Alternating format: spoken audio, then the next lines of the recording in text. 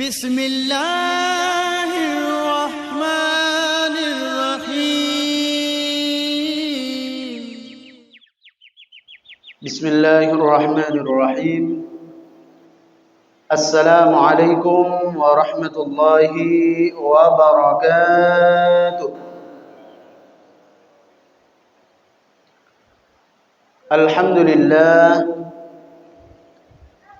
لله الذي أنعمنا بنعمة الإيمان والإسلام والصلاة والسلام على أشرف الأنام سيدنا ومولانا محمد وعلى آله وأصحابه الكرام قالوا سبحانك لا علم لنا إلا ما علمتنا إنك أنت العليم الحكيم رب اشرح لي صدري ويسر لي أمري واحلل عقدة من لساني يفقهوا قولي رضينا بالله ربا وبالإسلام دينا وبمحمد نبيا ورسولا أما بعد.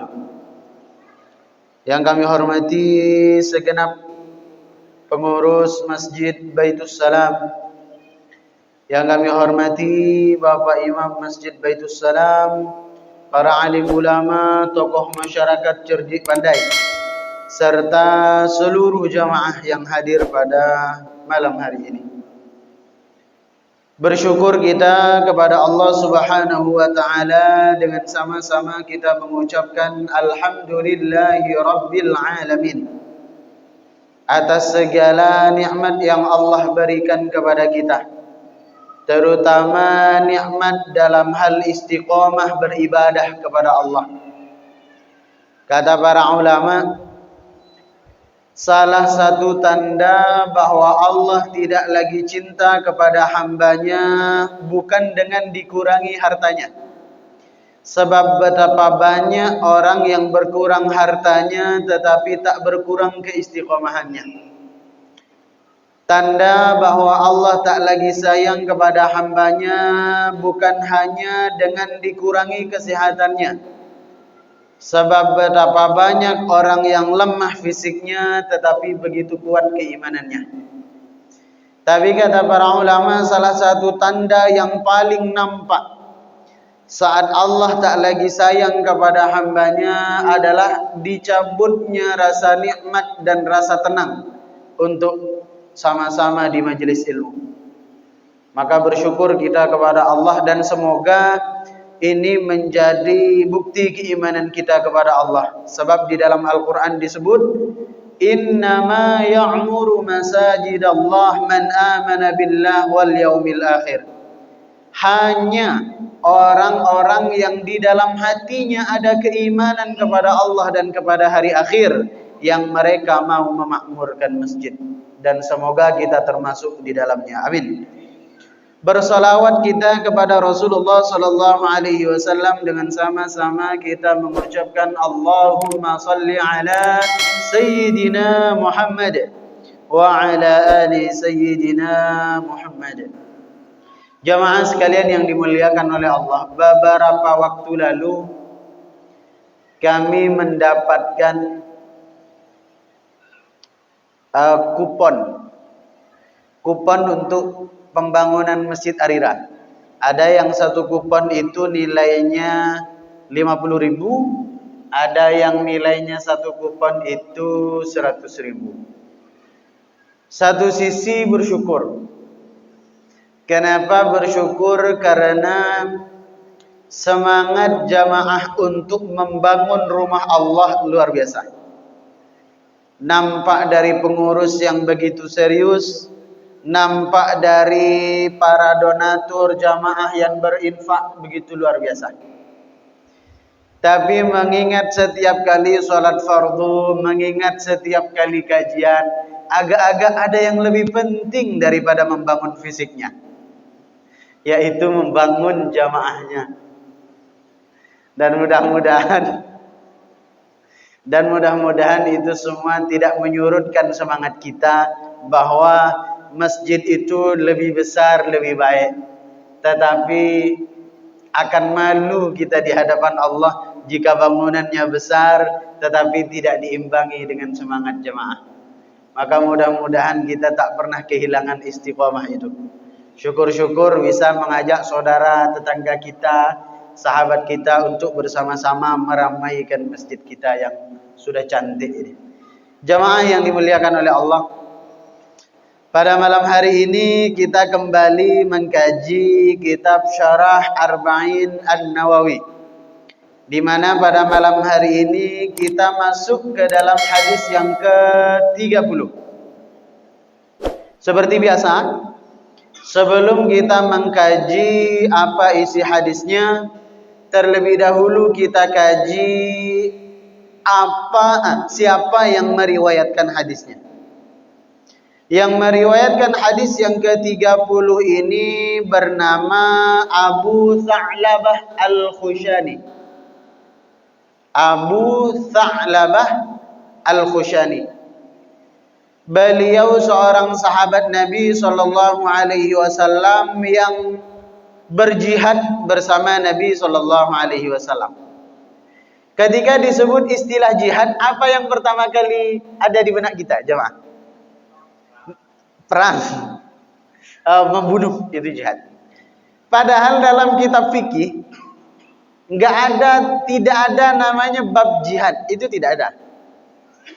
Muamalah ada, munakahat ada, ibadah ada, tapi bab jihad nggak ada. Adanya bab qital. Qital itu maknanya saling membunuh.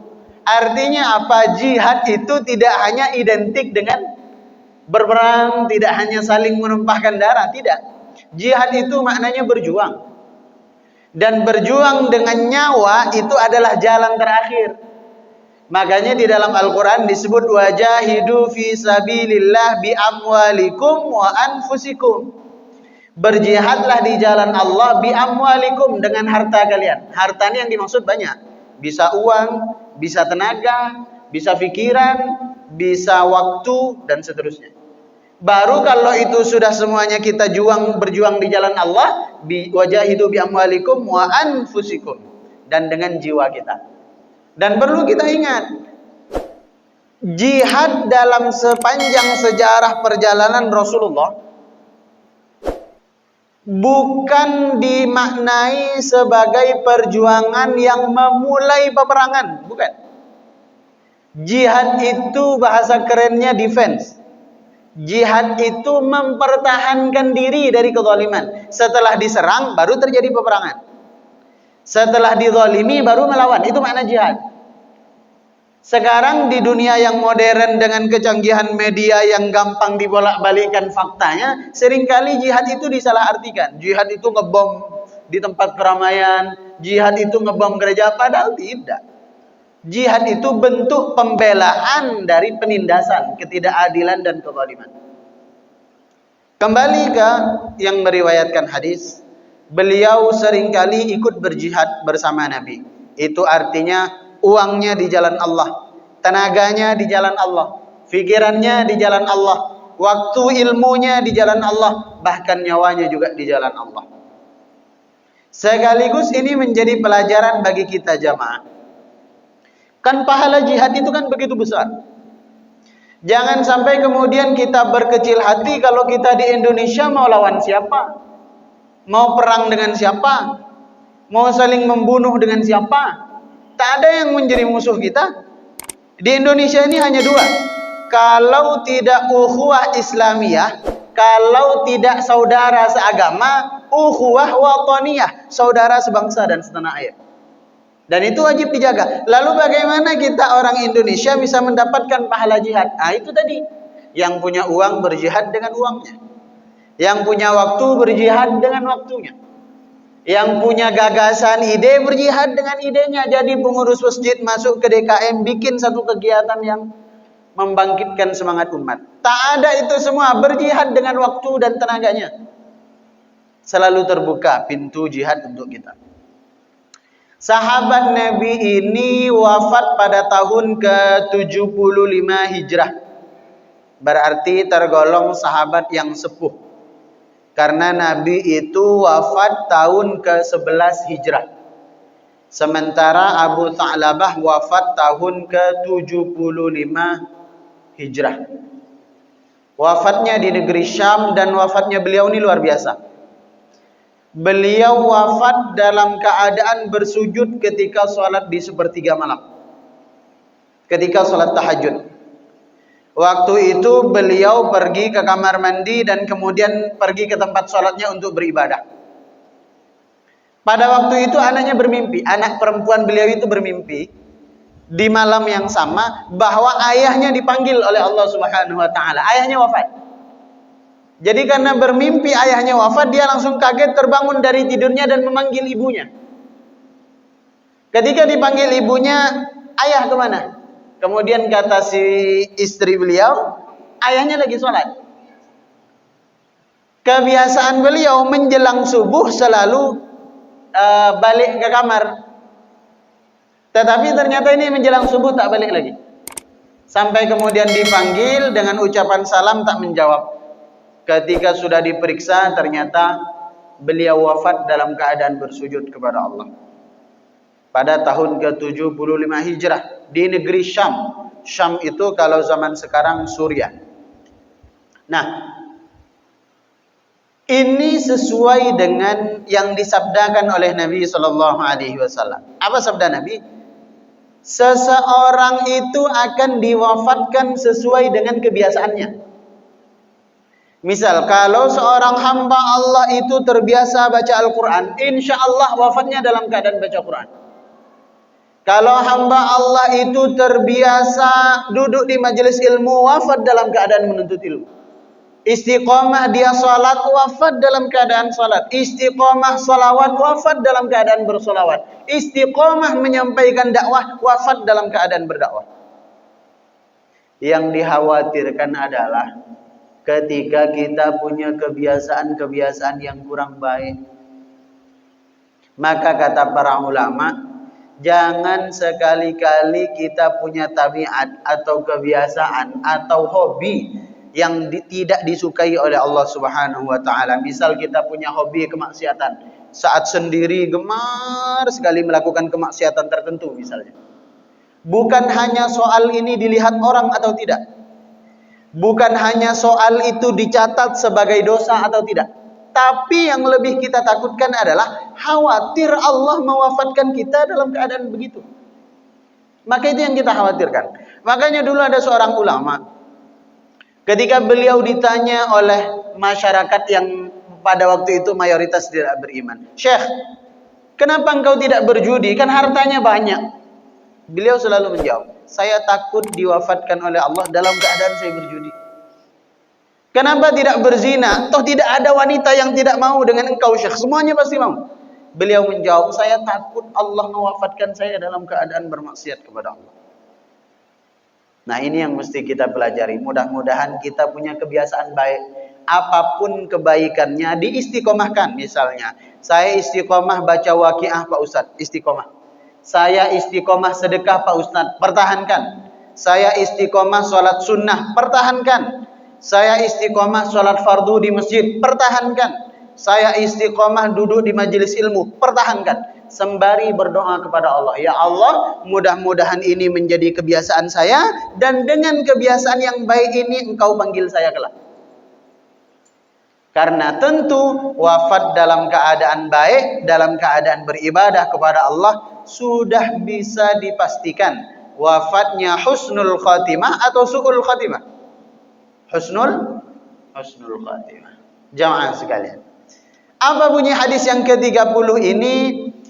An Rasulillah sallallahu alaihi wasallam, dari Nabi sallallahu alaihi wasallam. Apa sabda Nabi? Ada 4 yang menjadi sabda Nabi sallallahu alaihi wasallam. Yang pertama, pesan Nabi, "Innallaha farada faraidha fala tudayyi'uha." Sesungguhnya Allah telah menetapkan kewajiban untuk kita dan jangan kita meremehkannya. Ini pesan Rasulullah pertama. Allah telah menetapkan kewajiban kepada kita, fala tudayyi'uha, maka kita jangan meremehkan. Kalau disebut kata-kata wajib, apa yang terlintas di pikiran kita? Wajib. Apa nih? Salat, puasa, zakat, haji jika mampu, menutup aurat jika perempuan, itu semua kan hal-hal wajib. Pesan Rasulullah terhadap kewajiban yang telah Allah tentukan ini, fala tudayyi'uha, jangan remehkan. Pesan Rasulullah bukan jangan tinggalkan, bukan, jangan remehkan. Diremehkan saja tidak boleh, apalagi ditinggalkan. Ini beda meremehkan dan meninggalkan begini, jemaah. Misal, ada seorang muslim, KTP-nya Islam, namanya Islami, pokoknya serba Islam, tetapi tidak pernah sholat. Zuhur lewat, asar lewat, maghrib lewat, pokoknya 5 waktu lewat. Dia setahun 2 kali saja ke masjid, Idul Fitri sama Idul Adha. Atau kalau sempat seminggu sekali sholat Jumat. Orang yang seperti ini disebut orang yang tarkus sholat, meninggalkan sholat. Padahal yang dihimbau oleh Rasulullah, jangankan meninggalkan, meremehkan saja tak boleh. Kalau meremehkan tuh begini. Misal sekarang maghrib jam 6.12 atau jam 6.13. Misal. Jam 6.13, sudah masuk jam setengah 7 nih. Nantilah dulu, maghrib kan masih lama. Kan isya setengah 8. Begitu masuk jam 7, sebentar lagi lah, selesaikan dulu nonton filmnya. Itu meremehkan. Dikerjakan tapi meremehkan, menyepelekan. Misal sholat isya. Wah, sholat isya itu satu-satunya sholat dengan waktu yang paling panjang. Karena mulai berkumandang adzan isya sampai sebelum adzan subuh, itu kan waktu isya itu kan semuanya. Nanti sajalah jam 9 malam, nanti saja. Akhirnya jam 11 mau sholat isya dan ngantuk, nanti sajalah sebelum subuh. Meskipun ditunaikan sholat isya itu sebelum melaksanakan sholat subuh, masih ada waktunya sebenarnya untuk melaksanakan sholat isya, tapi kita tergolong orang yang meremehkan kewajiban. Makanya di dalam Al-Quran, jamaah, ada orang yang sholat tapi masuk neraka. Fawailul lil musallin, maka celaka bagi mereka yang menunaikan salat. Celaka dunia dan akhirat. Celaka bagi mereka yang mengerjakan salat. Bagaimana ceritanya orang yang mengerjakan salat bisa celaka? Maka disebut dalam ayat berikutnya, alladzina hum an salatihim sahun, adalah mereka yang lalai dalam sholatnya. Lalai itu bukan berarti tidak sholat, tetapi meremehkan waktu-waktu sholat. Padahal dia sempat, padahal dia tidak sibuk, tetapi dia meremehkan dan menunda-nunda. Dan tidak hanya sholat. Contoh lagi yang sering kali kita remehkan itu pembayaran zakat fitrah. Zakat fitrah itu kan wajib hukumnya. Ada nggak di antara kita yang amil zakat itu dibentuk 10 malam pertama bulan Ramadan? Enggak. Dibentuk 10 malam kedua bulan Ramadan, panitia amil zakat. Enggak pernah. Selalu dibentuk 10 malam terakhir. Itu pun malam 21, 22 sampai ke 27 itu sepi jamaah. Baru kemudian nanti malam 28, malam 29, bahkan udah takbiran, baru sibuk nak bayar zakat. Maka jamaah sekalian, pesan Rasulullah yang pertama terhadap kewajiban, fala tudayyi'uha, jangan diremehkan. Kenapa pesannya jangan diremehkan? Karena kita tidak melakukan kewajiban, meninggalkan segala kewajiban itu berawal dari meremehkan. Tidak ada orang yang langsung tidak sholat tiba-tiba tidak ada, berawal dari meremehkan. Nanti sajalah, ternyata sudah lewat waktu. Nanti waktu sholat berikutnya remeh, habis waktu. Nanti sholat selanjutnya remeh, habis waktu. Maka jangan meremehkan kewajiban. Sempat, sihat, tidak sibuk, laksanakan. Pesan Rasulullah yang kedua. Wa hadda hududan fala ta'taduha. Dan Allah telah menetapkan batasan untuk kita semuanya, fala ta'taduha, maka jangan engkau melanggarnya. Batasan yang dimaksud di sini apa? Misal, batasan yang dimaksud di sini adalah hal-hal yang dibolehkan tetapi bolehnya bersyarat. Contoh, makan. Boleh atau tidak makan dalam agama Islam? Oh, boleh. Boleh. Makan itu hal yang mubah, diperbolehkan. Tetapi ada batasannya. Apa batasannya kata Rasulullah? Jangan sampai wala tusrifu, jangan berlebihan. Akhirnya perut dah kenyang, makan lagi kekenyangan, menjadi haram. Ini yang dimaksud, ada sesuatu di dalam agama Islam itu yang pada dasarnya boleh, tapi ada batasan. Nah, batasan itu yang kita jaga. Jangan sampai terlena kita melakukan sesuatu mentang-mentang boleh, sampai melewati batasan yang wajar, yang diperbolehkan. Misal, mohon maaf, kita sudah berkeluarga misalnya. Berhubungan suami istri dalam satu rumah tangga. Boleh apa enggak boleh? Oh, boleh. Oh, boleh. Oh, ya mantap. Boleh misalnya. Beda ya, jawab bolehnya beda. Begitu ditanya kita boleh makan, boleh. Kita boleh hubungan suami istri dengan pasangan. Oh, boleh, ada. Oh, ya, jadi lebih tegas. Boleh. Tapi ada batasan. Misal. Ketika istri kita sedang berhalangan, berhadas besar, boleh atau tidak berhubungan? Nggak boleh, haram. Batasan, boleh tapi ada batasan. Misal, di dalam Al-Quran disebut nisa'ukum harthul lakum fa'tu harthakum anna syi'tum. Istri kalian itu adalah ladang, lahan bagi kalian. Terserah mau diapain saja. Mau ditanam cabai boleh, ditanam singkong boleh, ditanam padi boleh. Itu maksudnya lahan. Artinya mohon maaf, dalam fikih rumah tangga, kita mau melakukan apapun dengan pasangan kita boleh, tapi ada batasan. Contoh batasannya, naudzubillah, maaf. Melalui jalur belakang. Tak boleh. Haram di dalam agama Islam. Karena bolehnya dari jalan depan. Dari jalur belakang itu batasan yang diharamkan oleh Allah Subhanahu wa ta'ala. Ini yang diingatkan Rasulullah kepada kita. Bahwa dalam agama Islam banyak hal-hal yang diperbolehkan tetapi mengandung batasan-batasan. Nah, batasan itu yang mesti kita jaga. Jangan sampai kita langgar. Oh, kalau begitu Pak Ustadz, kan ada yang berdalih begini. Misalnya seorang laki-laki tak boleh berhubungan dengan istrinya sebab istrinya sedang haid. Daripada kita jatuh ke dalam perzinahan, Pak Ustadz. Maka dengan dalih jatuh kepada perzinahan, zina dosa apa enggak dosa? Dosa. Berhubungan saat istri haid, dosa juga. Maka jangan perbandingkan dua dosa. Daripada ini kan mending ini. Enggak ada mending, sama-sama dosa. Maka ulama memberikan solusi sebagaimana hadis Nabi SAW. Yang tidak boleh itu bainas surrah war rukbah.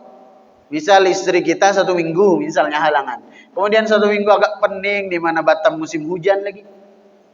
Daripada kita macam-macam di luar, yang dilarang kan bainas surrah war rukbah, antara pusar dan lutut saja. Selebihnya halal kata Rasulullah. Bebas ngapain aja. Yang jelas ada batasan, maka jangan kita langgar. Pesan yang ketiga kata Nabi SAW. Wa harrama asya'a fala tantahikuha.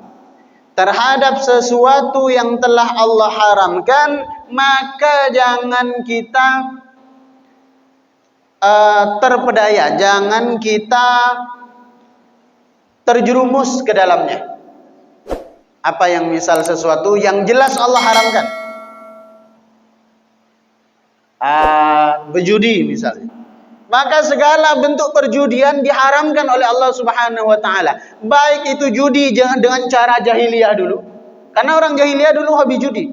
Tapi judi mereka itu hanya dengan 2 cara. Pertama, mengundi nasib dengan yang jarum. Jadi ada misal uang ya, 100.000, 50.000, 20.000, terus jarumnya diputar. Di mana itu berhenti, itulah dapat. Atau dengan anak panah, ditempel di dinding atau ditempel di papan, kita lempar itu anak panah, itulah yang kita dapat. Itu gaya judi orang jahiliyah. Sekarang udah lebih canggih. Maka perjudian dengan cara apapun fala tantahikuha, jangan sampai kita terjerumus. Oh, kami cuma lomba 17-an kok Pak Ustaz. Kata para ulama, misal. Salah satu bentuk perjudian yang kita tidak sengaja adalah memberikan hadiah dari uang pendaftaran. Misal ya, misal Pak Imam ikut lomba makan kerupuk. Tapi saya sebagai panitia, Pak Imam karena kalau mau ikut lomba 10.000 ya. Nah, 10.000. Nanti Pak siapa lagi 10.000, nanti daftar 10.000. Nanti setiap yang menang lomba makan kerupuk diambilkan dari total biaya pendaftaran, itu masuk dalam perjudian. Dan itu haram. Lalu gimana nih Pak Ustadz selama ini? Jangan ambil dari uang pendaftaran. Misalnya diambil dari kas warga boleh.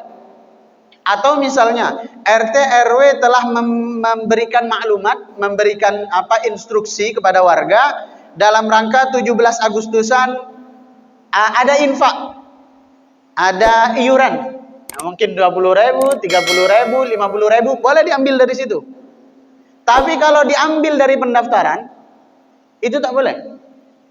Uang pendaftaran ini boleh dipakai nanti konsumsi, boleh untuk perlengkapan misalnya bikin gawangnya, beli karungnya kalau ada balap karung, beli bolanya kalau ada lomba bola, itu boleh. Tetapi dijadikan itu sebagai hadiah tak boleh.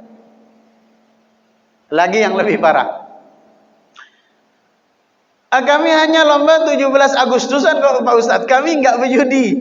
Tapi kita nonton, kalau yang menang RT 1 50.000 ya. Menang RT 2, ya udah 100.000. Oh ya sudah, saya bela RT 1. Oh, saya ini taruh 100.000. Maka menjadi perjudian, maka haram hukumnya. Maka sekali lagi terhadap yang diharamkan jangan kita terjerumus. Misal lagi khamar. Oh, saya enggak mabuk kok Pak Ustadz, saya cuma jadi reseller. Saya enggak minum minuman keras, tapi saya reseller. Saya distributor, saya kurir misalnya. Sama-sama dosa.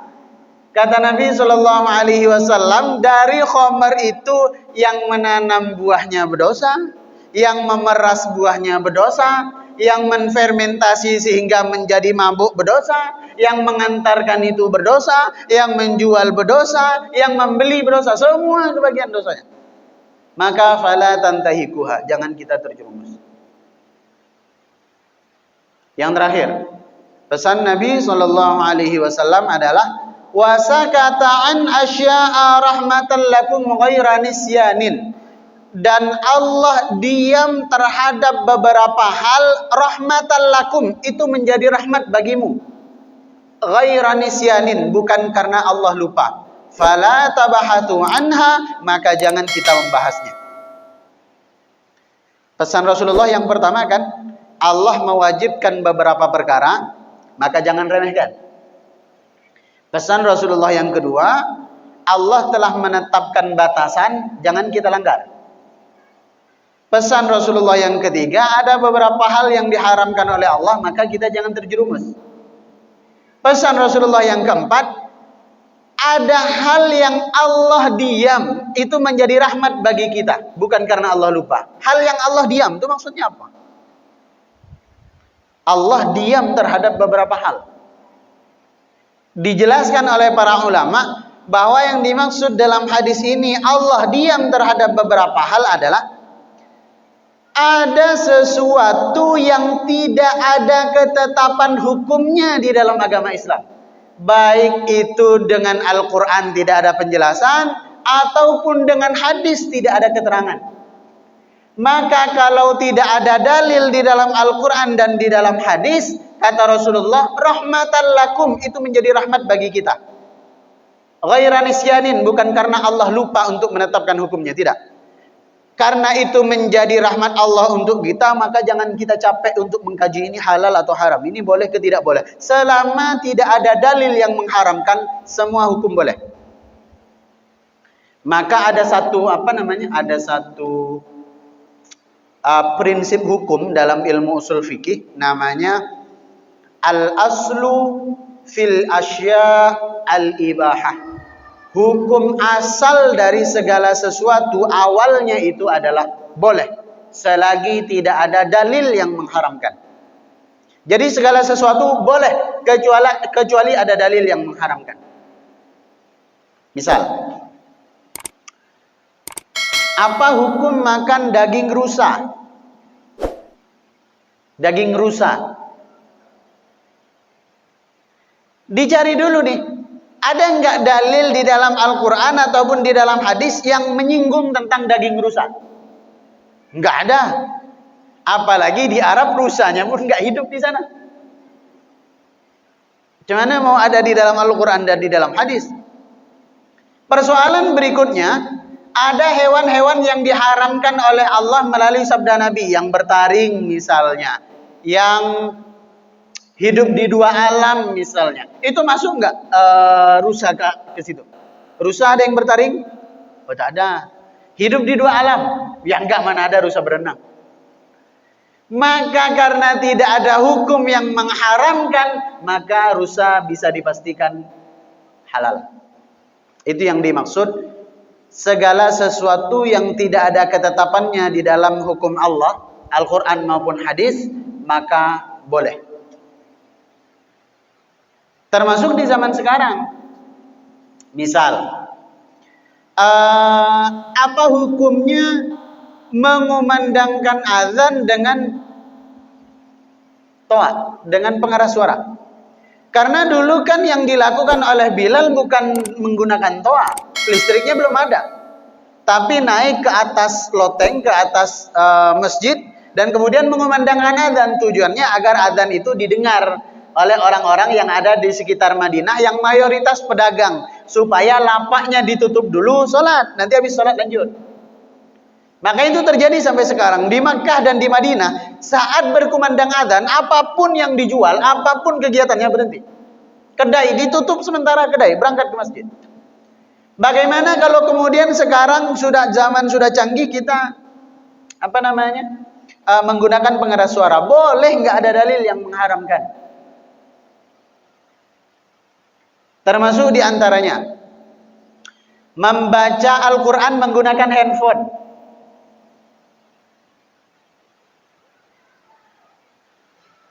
Harus punya wudhu atau tidak? Kalau dalil dari Al-Quran maupun hadis, yang harus punya wudhu itu kan kalau kita menyentuh atau memegang mushaf. Mushaf itu lembaran-lembaran yang berisi ayat suci Al-Quran. Sementara yang kita pegang ini handphone atau mushaf? Handphone. Maka karena handphone itu tidak ada di zaman Nabi, tidak diketahui halal haramnya menggunakan ini tanpa berwudu, maka kata para ulama, fala tabahatu anha, jangan sibuk nak membahas. Boleh, selagi tidak ada dalil yang mengharamkan. Tak ada yang mengharamkan. Maka itu yang dimaksud.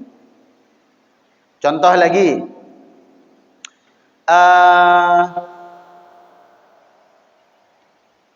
dalam rumah tangga. Kok dari tadi kita ngomongin rumah tangga terus ya? Ini contohlah yang paling dekat dengan kita. Tidak ada dalil yang mengharamkan, maka boleh. Contoh. Gimana saya mencontohkan? Dalam rumah tangga kita kan seperti tadi haid. Kan nggak boleh menyentuh area terlarang batasan itu kan, bainas surrah war rukbah, antara pusar dan lutut. Lalu Pak Ustadz, bagaimana kalau kita melakukan yang semisal dengan itu tapi tidak di area itu? Maaf, ini mesti dijelaskan. Dengan tangan misalnya, tangan istri. Kalau dengan tangan kita haram ya, karena ada dalil. Tapi dengan tangan istri halal atau haram? Selagi tidak ada dalil yang mengharamkan, maka hukumnya halal. Dengan cara apapun, selagi tidak lewat depan karena sedang berhadas besar, atau tidak lewat belakang karena memang itu jelas diharamkan oleh Allah. Sesederhana itu hukum Islam. Selagi tidak ada larangan, maka halal. Maka jamaah yang dimuliakan oleh Allah Subhanahu wa ta'ala, sementara kita zaman sekarang lebih sibuk mengkaji sesuatu yang memang tidak ada ketetapan hukumnya. Sibuk kita membahas itu. Yang tidak ada ketetapan hukumnya kita sibuk membahas, padahal kata Nabi itu menjadi rahmat dari Allah untuk kita. Fala tabahathu anha, jangan kita sibuk mencari ini halal haram. Selagi enggak ada dalil yang mengharamkan, boleh. Wallahu a'lam bissawab. Sebelum kita tutup, ini isya jam berapa kita?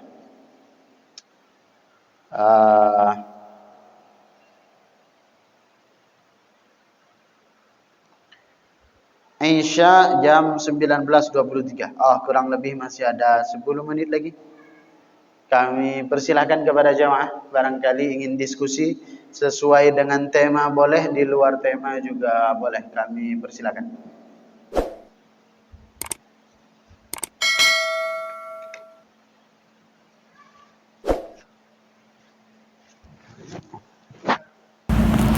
Ustaz,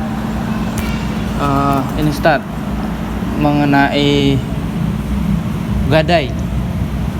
Jadi apabila ada orang yang menggadaikan satu barang atau lahan kepada kita, jadi barang itu dia serahkan ke kita, apakah boleh kita menggunakan lahan itu untuk kepentingan kita pribadi? Ustaz, menggadaikan lahan dan lahan itu kita pergunakan, apa halal hukumnya? Kalau gadai dilihat dari awal. Kalau akad dari awal lahan itu diserahkan kepada kita dengan akad bebas diambil azas manfaat agar asal tidak merusak misalnya. Kalau itu disampaikan oleh orang yang menggadaikan lahan itu kepada kita, maka sah. Tetapi kalau gadai sedari awal itu hanya dijadikan jaminan, maka tak boleh kita mengambil manfaat. Contoh. Kalau pegadaian yang ada badan hukumnya ya, misal pegadaian baik itu yang konvensional atau yang syariah. Kita misalnya menggadaikan handphone atau menggadaikan kamera, itu untuk diambil manfaat atau sebagai jaminan? Betul, dijadikan jaminan. Maka karena akad di awal barang itu kita titip sebagai jaminan, tidak diambil azas manfaat, maka pegadaian nggak boleh. Memanfaatkan misalnya kamera kita, memanfaatkan handphone kita, memanfaatkan laptop kita, tak boleh. Karena akad di awal adalah untuk jaminan. Tetapi kalau akad di awal adalah azas kemanfaatan, ini misal di kampung kami itu sampai hari ini sering terjadi begini. Misal mau pinjam uang sama tetangga, minjem 1 juta misalnya, tetap dikembalikan 1 juta. Mau dikembalikan, mau pinjam 50 juta, tetap dikembalikan 50 juta, nggak ada lebih. Tetapi akadnya azas manfaat. Misal saya minjem 5 juta, saya titipkan motor saya di tetangga. Bukan hanya sekedar jaminan motor itu, tetapi saya niatkan sebagai azas manfaat. Tidak ada kelebihan yang harus bayar dari jumlah hutang yang saya pinjam, tetapi dengan syarat motor itu bisa diambil azas manfaat. Ya bisa dipakai istri orang itu, jemput anak misalnya, dipakai untuk berangkat kerja, ya sah-sah saja. Nah, jadi tergantung akad di awal. Kalau diambil azas manfaat maka boleh akadnya. Tetapi kalau hanya sebatas itu sebagai jaminan maka tak boleh. Itu pernah terjadi di zaman Nabi SAW. Nabi itu pernah menggadaikan pakaian perangnya kepada orang Yahudi.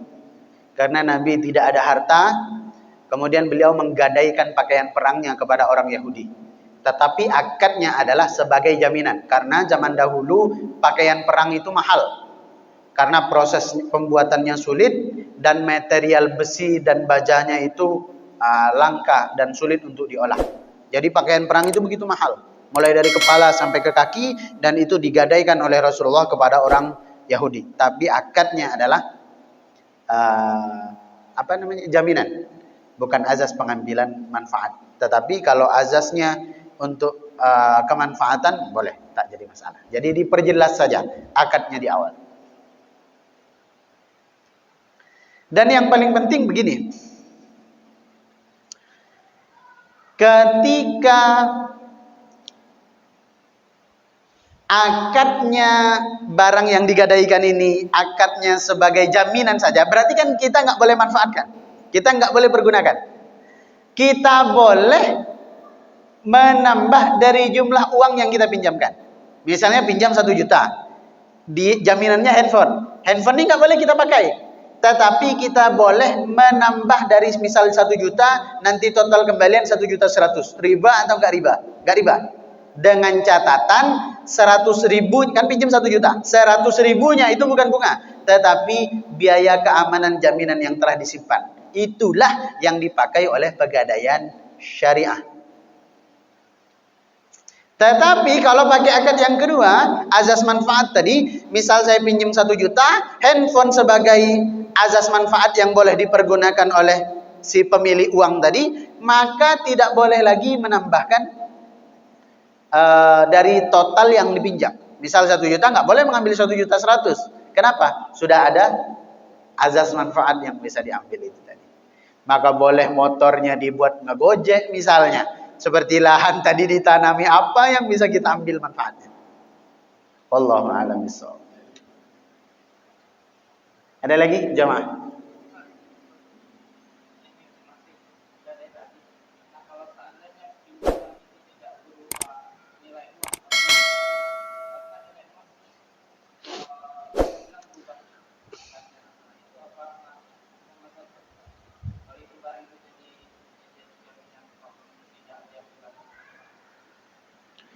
Begini, kalau yang kita pinjam emas, maka yang kita kembalikan emas.